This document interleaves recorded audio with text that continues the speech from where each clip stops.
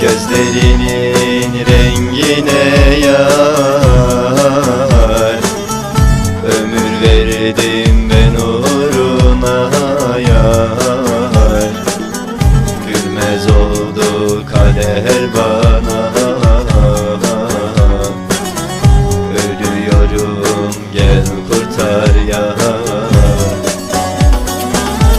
Dağlar taşlar dile gelse, İçimdeki derdi bilse, duymaz oldu zalim beni,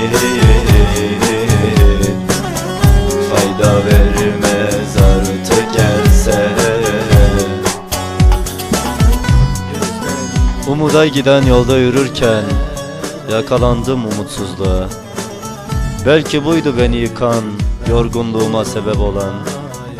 Hayal kapılarını araladığım anda esen bir rüzgar çarptı suratıma o kapıları ve her şey yarım kaldı. Yoluna durmadan devam eden tek şey vardı, o da gözyaşlarım.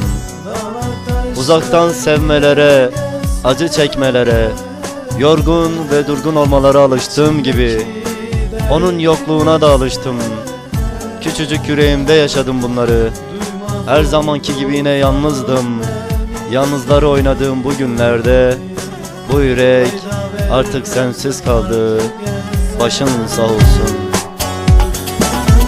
Gözlerinin rengine yar, ömür verdim ben uğruna yar. Gülmez oldu kader bana, ölüyorum gel kurtar yar.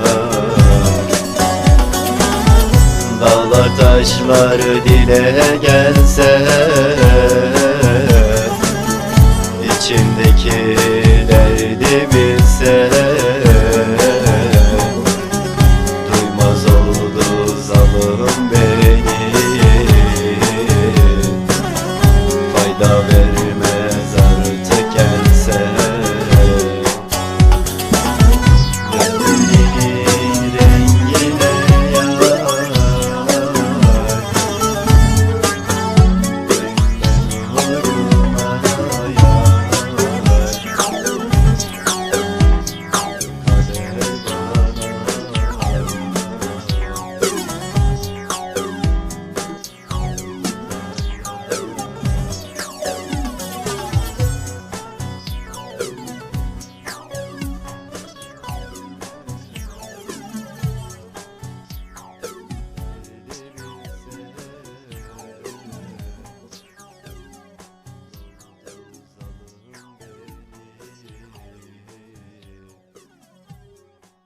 vermez artık gelse.